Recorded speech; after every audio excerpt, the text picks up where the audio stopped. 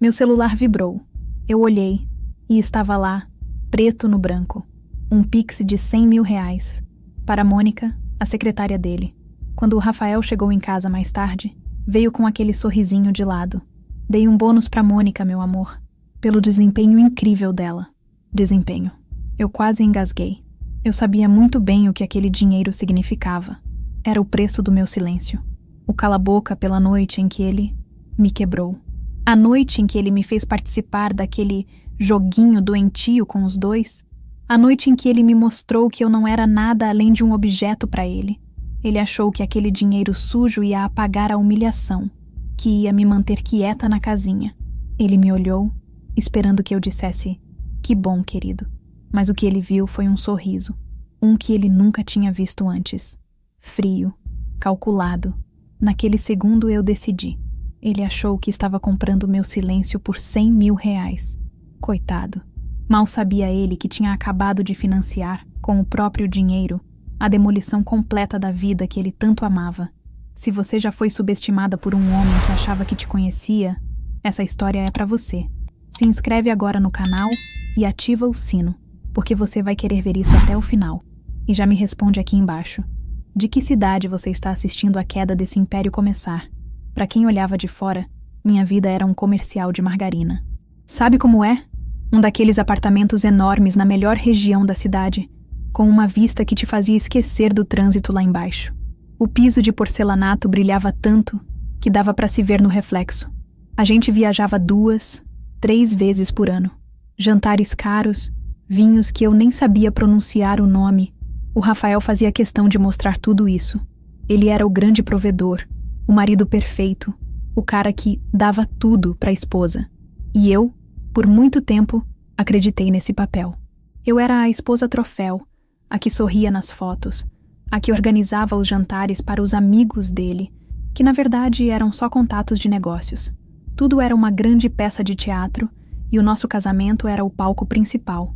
Ele adorava dizer que cuidava de tudo. E isso soava como amor, mas na verdade era controle.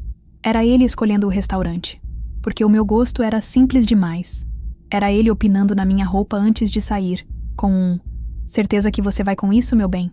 Era ele administrando uma conta conjunta da qual eu nunca via o extrato detalhado, porque para que você vai se estressar com isso?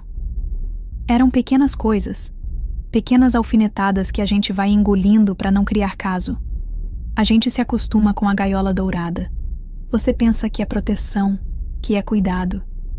Você esquece o som da sua própria voz, porque a dele é sempre mais alta. Ele não estava construindo uma vida comigo. Ele estava construindo um cenário ao redor dele, e eu era só a peça de decoração mais importante. Eu não me apaixonei por um homem. Eu me apaixonei por uma miragem que ele criou. O que estava em jogo para mim nunca foi o dinheiro, o apartamento, as viagens. Era a minha paz. Era a parceria que eu achei que a gente tinha.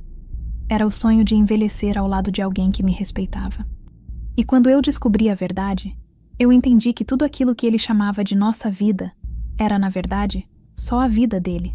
Eu era só uma figurante de luxo. A queda não seria só dele. Seria a demolição desse palco inteiro, tijolo por tijolo. Toda fachada, por mais bem pintada que seja, tem rachaduras. E a nossa não era diferente. Mas teve uma noite em que a parede inteira desmoronou em cima de mim. A gente tinha recebido um casal de amigos em casa. Depois que foram embora, o clima ficou estranho.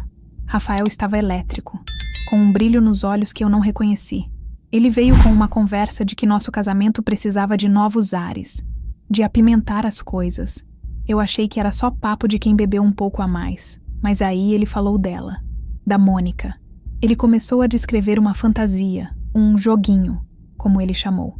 Um jogo que incluía nós 3. Eu gelei, na hora. Disse que não, que ele estava maluco, que aquilo não era para mim. Pedi para ele parar, mas ele não ouviu. Ele insistiu, disse que eu era careta, que eu não o amava de verdade se não topasse as coisas dele. A pressão foi aumentando, o tom de voz mudando. De repente, não era mais um pedido, era uma exigência. Eu não vou te contar os detalhes do que aconteceu naquela noite. Nenhuma mulher deveria ter que reviver isso. O que eu posso te dizer é que não é sobre o corpo, é sobre a alma. É a sensação de ser transformada em um objeto na sua própria casa, na sua própria cama. É olhar nos olhos do seu marido e ver um estranho que te usa. E a Mônica, ela não foi uma vítima. Ela estava lá, sorrindo, cúmplice. Ela participou de tudo com um entusiasmo que me revirava o estômago. A pior parte, sabe qual foi? O dia seguinte, o silêncio. Ele acordou como se nada tivesse acontecido. Tomou o café dele, leu o jornal, me deu um beijo na testa e foi trabalhar. Aquele beijo. Foi ali que a ficha caiu. Ele não tinha a menor noção do que tinha feito. Para ele foi só uma noite. Para mim foi o fim de tudo. Foi a quebra. Aquele barulho que só a gente escuta, o som da confiança se estilhaçando em 1000 pedaços, para nunca mais ser colada. A cicatriz que ele deixou não foi na pele, foi na minha alma. Foi a certeza de que o homem com quem eu dividia a vida era capaz de me quebrar por prazer e dormir em paz. Depois daquela noite, eu virei um fantasma dentro de casa. Eu andava pelos cômodos, arrumava as coisas no automático, mas eu não estava mais ali. Eu estava oca por dentro. Passei dias, talvez semanas, tentando entender se eu estava ficando louca. Ele agia com uma normalidade que me deixava doente. Era bom dia, meu amor. Como foi seu dia? Tudo como se a maior violação do nosso casamento não tivesse acontecido bem ali, debaixo do nariz dele, com a participação dele. Eu comecei a duvidar de mim mesma. Será que eu imaginei tudo? Será que eu exagerei? Essa é a tática deles, sabe? Eles te confundem tanto que você começa a achar que o problema é você. Eu estava nesse limbo, flutuando na dor e na confusão, até que o celular vibrou. E foi como um raio de sol no meio da tempestade. Um raio de sol podre, mas um raio de clareza. Era uma notificação do banco. Eu nem olhava mais o aplicativo, pra quê? Mas algo me mandou abrir. E lá estava. Transferência Pix enviada. R$100.000. Destinatário: Mônica. E o detalhe, a cereja do bolo da humilhação, estava na descrição que ele escreveu. Bônus por desempenho. Eu li aquelas palavras umas 10 vezes. Bônus por desempenho. Ele não estava só pagando pelo silêncio dela. Ele estava recompensando, elogiando o que ela fez. O que eles fizeram comigo. Ele estava dando um preço para minha dor, para minha humilhação. E o preço era R$100.000. Naquele momento, toda a dúvida, toda a confusão, evaporou. Virou fumaça. Só sobrou uma coisa no lugar. Uma raiva fria, cortante. Aquela notificação não era uma ofensa. Era uma prova. Era a confirmação que eu precisava de que eu não estava louca. Era a confissão de culpa dele, assinada e carimbada com o selo do banco. Ele não só me traiu, não só me usou, ele me vendeu. Ele pagou para outra mulher pela minha submissão forçada. Aquilo foi a gota d'água. Foi a facada que, em vez de me matar, me acordou para a vida. Eu printei a tela. Salvei em 5 lugares diferentes. Aquela imagem, aquele número, aquelas palavras, não eram mais a prova do crime dele. Tinham acabado de se tornar a minha arma. Eu olhei para aquele print na tela do meu celular por horas. Eu não chorei. As lágrimas tinham secado há muito tempo. Eu não gritei. O grito estava entalado na minha garganta. Mas ele sairia na hora certa. Do jeito certo. O que eu senti foi uma coisa completamente nova. Uma clareza. Sabe quando você está perdida no nevoeiro e, de repente, o vento sopra e você enxerga o caminho inteiro na sua frente? Foi isso. O luto pela mulher que eu era, pelo casamento que eu achava que tinha, acabou ali. Naquele instante, a vítima morreu. E no lugar dela nasceu outra pessoa, uma estrategista. Eu olhei para a foto do Rafael na nossa estante. O sorriso perfeito, o terno caro, o ar de quem é dono do mundo. Tão previsível. Ele achou mesmo que o dinheiro resolveria. Que o dinheiro compraria meu conformismo, minha aceitação. Que eu ia baixar a cabeça, pegar uma parte daquele dinheiro para comprar uma bolsa nova e fingir que nada aconteceu. Que eu ia ter medo de perder a vida boa, o apartamento, o status. Ele me subestimou da pior forma possível. Ele não conhecia a mulher com quem ele dormia toda noite.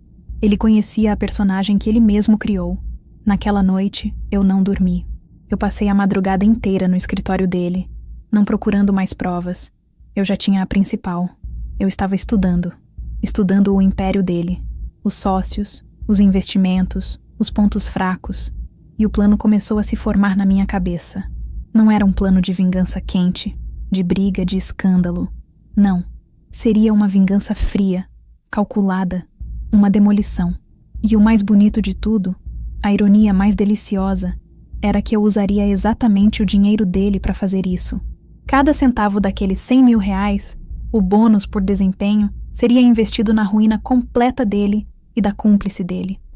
Ele me deu o dinheiro. Ele me deu a prova. Ele me deu o motivo. Eu não ia jogar o jogo dele. Eu ia criar um tabuleiro novo com as minhas regras. E naquele tabuleiro, eu não era a peça. Eu era a jogadora. E eu nunca perco. A primeira regra de uma demolição é começar pelas vigas de sustentação mais fracas. E a viga mais fraca no império do Rafael era a Mônica. Eu peguei uma pequena parte daqueles 100 mil, uns 2 mil reais, e fiz uma coisa que mulheres como eu aprendem a fazer: terceirizar o serviço sujo. Encontrei pela internet um rapaz, desses nerds que sabem fuçar a vida de qualquer um só com o nome completo e o CPF. Pedi um relatório completo da vida financeira da nossa secretária de ótimo desempenho. Em menos de 48 horas, o dossiê chegou no meu e-mail, e era mais patético do que eu imaginava. A Mônica vivia uma vida que não podia pagar. O nome dela estava sujo por causa de dívidas de cartão de crédito, tudo gasto em bolsas de grife e restaurantes da moda que ela postava nas redes sociais. Ela era a imagem perfeita da pessoa que quer parecer rica, mas deve até a alma. Com aquela informação na mão, eu preparei o palco. Naquele mesmo fim de semana, preparei um jantar especial para o Rafael. Só nós dois. Velas, o vinho preferido dele, tudo para criar um clima de intimidade. Entre uma garfada e outra, eu comecei, no tom mais inocente do mundo. Sabe, amor, hoje eu estava pensando, a gente é tão abençoado, né? Mas fico preocupada com essa coisa de confiança. Hoje em dia é tudo tão complicado. Ele concordou, claro, com a boca cheia de arrogância. E aí, eu dei o bote. Eu lembrei da Mônica, por exemplo. Ela parece ser uma moça tão correta, tão profissional. Mas você acredita que eu soube que ela anda com umas dívidas enormes? Parece que vive se enfiando em parcelas de bolsas caríssimas. Coisas que, sinceramente, eu não sei como ela paga com o salário dela. Eu falei isso e continuei comendo, como se fosse o comentário mais banal do mundo. Mas eu vi a engrenagem na cabeça dele começando a girar. O garfo dele parou no meio do caminho. O sorriso sumiu. Pela primeira vez, ele olhou para o nome da Mônica com uma interrogação. Será que ela era confiável mesmo? Será que o bônus tinha sido suficiente? De onde mais ela poderia estar tirando o dinheiro? Eu não precisei dizer mais nada. A semente da paranoia, a mais deliciosa das sementes, tinha sido plantada. E eu a reguei com o melhor vinho dele. Com a desconfiança plantada, era hora de regar com gasolina. Eu peguei o restante do dinheiro, os 98 mil reais, e contratei um profissional de verdade. Um consultor financeiro que devia um favor antigo para o meu pai. Um senhor discreto, com cara de contador, mas com a astúcia de uma serpente. Eu não queria que ele descobrisse podres. Eu queria que ele criasse um. Expliquei o plano. O Rafael estava prestes a fechar um grande investimento. Uma coisa sigilosa que ele só tinha discutido com o sócio principal. Comigo e, claro, com a Mônica, que organizava todas as reuniões e tinha acesso a todos os documentos. O meu consultor, agindo como uma fonte anônima, ligou para o sócio do Rafael, um homem naturalmente desconfiado e avesso a riscos. A dica foi cirúrgica. O consultor não disse para ele pular fora. Ele apenas vazou uma informação falsa, mas muito específica, sobre um suposto problema oculto nesse investimento, usando uma ou duas frases que eu sabia que o Rafael tinha dito para a Mônica em particular. Uma piadinha interna, um detalhe que só ela saberia. O resultado foi imediato. O sócio, apavorado, convocou uma reunião de emergência e confrontou o Rafael. Eu assisti a tudo de camarote.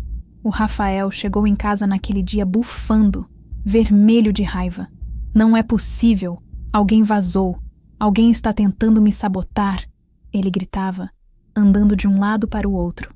Eu, no meu melhor papel de esposa solidária, coloquei a mão no ombro dele. Calma, meu amor. Mas quem poderia saber disso com tantos detalhes? Você só falou sobre isso com o Roberto. E comigo. E bom, A Mônica estava presente em todas as reuniões, não estava? Ela que imprimiu todos os papéis. Eu deixei a frase no ar. O nome dela ficou pairando entre nós como uma sentença. A paranoia que antes era uma semente, agora era uma árvore frondosa. Nos dias seguintes, eu vi o cerco se fechar. Ele começou a pedir para ela relatórios de coisas inúteis, a checar o e-mail dela, a questionar cada passo que ela dava. A confiança entre eles, que já estava rachada, agora estava pulverizada. E o melhor de tudo, ele estava fazendo todo o trabalho sujo por mim. Ele estava destruindo a sua peça mais leal com as próprias mãos, cego de raiva, sem fazer ideia de que a diretora daquele teatro do absurdo estava sentada no sofá, assistindo a tudo com um sorriso por dentro. Depois de semanas minando o terreno, transformando a confiança deles em pó, chegou a hora de implodir o prédio. E o palco perfeito para isso seria a festa de aniversário de 45 anos do Rafael. Não uma festinha qualquer. Uma festa surpresa grandiosa, que eu organizei com um esmero que ninguém suspeitaria ser movido a ódio. Aluguei o salão de festas mais chique da cidade, o mesmo onde tínhamos nos casado. Convidei todo mundo, os sócios, os clientes importantes, os amigos ricos que adoravam uma fofoca, a família dele, a minha família. Todos os pilares que sustentavam a imagem de homem de sucesso do Rafael estariam lá, sentados, comendo e bebendo do bom e do melhor, sem saber que estavam na primeira fila para a sua execução pública. A Mônica, claro, foi convidada. Ele fez questão. Ela chegou usando um vestido caro, provavelmente comprado com o bônus, se sentindo a rainha da festa, a mulher de confiança do aniversariante. A noite foi passando, com música, discursos e falsos sorrisos. Eu estava impecável, no meu papel de esposa devotada. Abracei o Rafael, disse o quanto o amava na frente de todos e anunciei o ponto alto da noite. Uma homenagem em vídeo que eu tinha preparado com muito carinho. As luzes diminuíram. O telão gigante acendeu. Começou com fotos nossas, de viagens, de momentos felizes, tudo com uma música sentimental no fundo. As pessoas sorriam. Algumas tias dele até se emocionaram. Era tudo perfeitamente calculado para acalmar e desarmar. Então, a música mudou para algo mais moderno, mais corporativo. Apareceram imagens da empresa, dos projetos, dos sucessos dele. E no meio disso, como se fosse a coisa mais natural do mundo, o telão foi preenchido por uma imagem nítida, cristalina, que eu tinha editado para ficar perfeita. Era o print da transferência bancária, o nome do Rafael, o nome da Mônica e o valor, R$100.000. E logo abaixo, a descrição, em letras garrafais para que até quem estivesse no fundo do salão pudesse ler: bônus por desempenho. Um silêncio mortal caiu sobre o salão. Foi como se o ar tivesse sido sugado de lá de dentro. Ninguém respirava. E antes que alguém pudesse processar o que estava vendo, a imagem mudou. Uma foto enorme da Mônica, sorrindo, a mesma foto que ela usava no seu perfil profissional. E embaixo da foto, uma legenda que eu mesma escrevi. Um agradecimento especial àqueles que, com seu desempenho excepcional, garantem o sucesso e a felicidade do aniversariante. A música parou. A única coisa que se ouvia era o zumbido do projetor.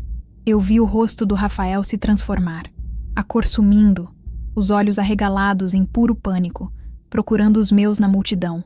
Eu estava parada ao lado do telão, segurando o microfone. Eu não sorri, apenas olhei para ele.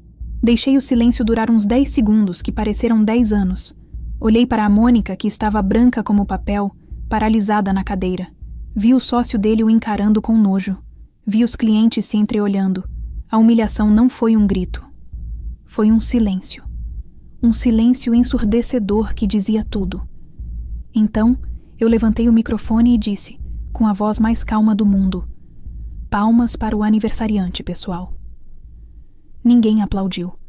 A festa tinha acabado. A vida dele também. Eu não fiquei para ver o fim da festa. Eu simplesmente me virei, saí do salão e peguei um táxi. Fui para um hotel que eu já tinha reservado, com uma pequena mala que eu tinha preparado dias antes. Eu não precisei fazer mais nada. A bomba que eu joguei no meio daquele salão tinha um efeito retardado e destruiria tudo lentamente, e eu queria assistir a essa demolição de uma distância segura. E foi exatamente o que aconteceu. Nos dias seguintes, as notícias chegavam até mim em pequenas doses, como um veneno lento. Minha irmã me ligou para contar que o sócio do Rafael dissolveu a sociedade na manhã seguinte. Ele não podia ter a imagem dele associada a um escândalo daqueles. Uma amiga me mandou print de um grupo de WhatsApp, onde as mulheres dos amigos dele estavam destruindo a reputação da Mônica, e, por consequência, a do Rafael.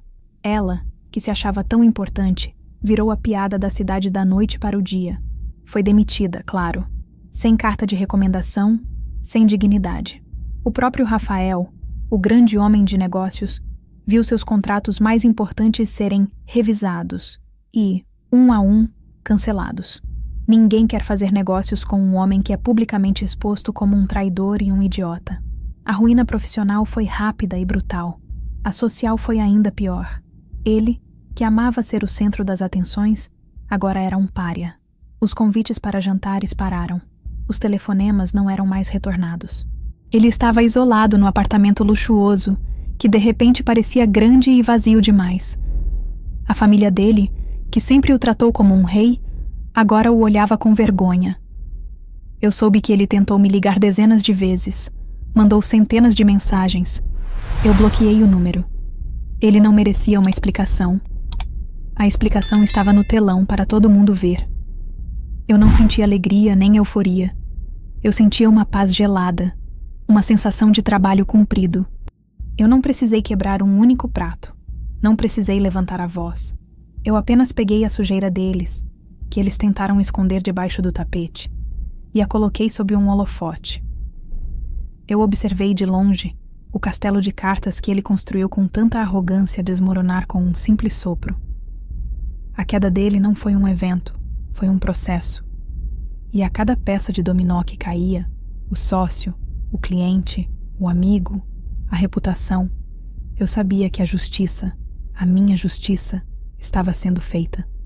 E o melhor de tudo, ele nunca saberia que foi o próprio dinheiro dele que financiou cada passo daquela orquestra da sua própria ruína. Passaram-se 6 meses. 6 meses de silêncio absoluto da minha parte. Eu me mudei para outra cidade, um lugar menor, mais tranquilo, perto do mar. Aluguei um apartamento simples, com as minhas coisas, compradas com o meu dinheiro. O dinheiro que eu ganhei quando finalmente pedi o divórcio e exigi minha parte dos bens. Um processo que foi surpreendentemente rápido, já que ele não tinha a menor condição moral ou social de brigar na justiça. Ele só queria que tudo acabasse. Eu não pensava mais nele todos os dias. A ferida tinha virado uma cicatriz, daquelas que a gente sabe que está ali, mas que não dói mais ao toque. Ela serve mais como um lembrete do que como uma dor. Um dia, eu estava tomando um café na varanda, olhando o mar, quando uma amiga me mandou uma mensagem com um link. Era uma matéria num portal de notícias de economia da minha antiga cidade. A manchete dizia: empresa de construção civil que já foi líder de mercado decreta falência. Eu cliquei. A matéria falava sobre a má gestão, a perda de investidores e a dissolução da sociedade que levaram ao colapso. No meio do texto, uma foto pequena do Rafael. Ele estava saindo do fórum. A imagem era de longe, mas dava para ver. O terno caro tinha sumido. Ele usava uma roupa qualquer, os ombros caídos, o cabelo ralo e desgrenhado. Ele parecia 10 anos mais velho. Vencido. Eu li a notícia inteira, sem nenhuma emoção específica. Não houve um sorriso de vitória, não houve um bem feito.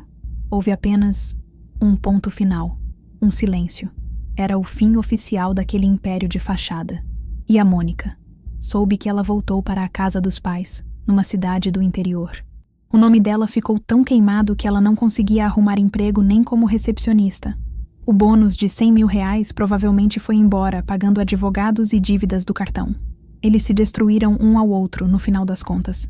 Eu fechei a página da notícia e voltei a olhar para o mar. Eu usei o dinheiro dele? Sim. Mas não foi o dinheiro que o destruiu. Foi a arrogância dele. Foi a certeza de que ele podia comprar, vender e precificar a dignidade de uma mulher. Eu não comprei vingança. Eu comprei a minha liberdade. Comprei o direito de tomar um café em paz, numa manhã de terça-feira, sem ter que aturar a presença de um homem que me via como um objeto. Eu olhei para o extrato bancário dele e vi a prova do crime. Ele olhou para mim e viu uma esposa troféu. Ele nunca realmente me enxergou. E esse foi o erro fatal dele. A dívida finalmente estava paga. Não a financeira, a dívida moral. E com juros altíssimos. E foi isso, o fim da história. Ou melhor, o começo da minha. Porque a minha vida de verdade começou no dia em que eu decidi parar de ser a coadjuvante na história de outra pessoa. Muita gente pode dizer que o que eu fiz foi cruel, que foi uma vingança exagerada. Mas essas pessoas, com certeza, nunca olharam nos olhos de quem deveria protegê-las e viram um predador. Elas nunca sentiram o gosto amargo da humilhação sendo servida no café da manhã como se não fosse nada. Eles acharam que 100 mil reais era o preço para comprar uma mulher, para comprar o silêncio, para comprar a dignidade. Mas o que eles nunca entenderam, e homens como o Rafael nunca vão entender, é que a nossa dignidade não está à venda. Ela não tem preço. E a nossa paz, a gente não vende, a gente conquista. E às vezes a gente precisa lutar por ela, com as armas que nos dão. Ele me deu a arma, eu só apertei o gatilho. Agora, eu quero muito saber a sua opinião. A sua opinião sincera. Olhando para tudo o que aconteceu, você acha que a vingança foi justa? O que você teria feito no meu lugar, com aquele print 100 mil reais na mão? Teria feito diferente? Me conta tudo aqui nos comentários. A sua história, a sua opinião, tudo. Eu quero ler cada um deles. E se essa história te tocou de alguma forma, ou se você conhece alguma amiga, alguma mulher que precisa ouvir que ela é mais forte do que imagina, compartilha esse vídeo com ela. A gente se fortalece quando compartilha. Obrigada por me ouvirem até o final. A gente se vê na próxima história. Fiquem bem.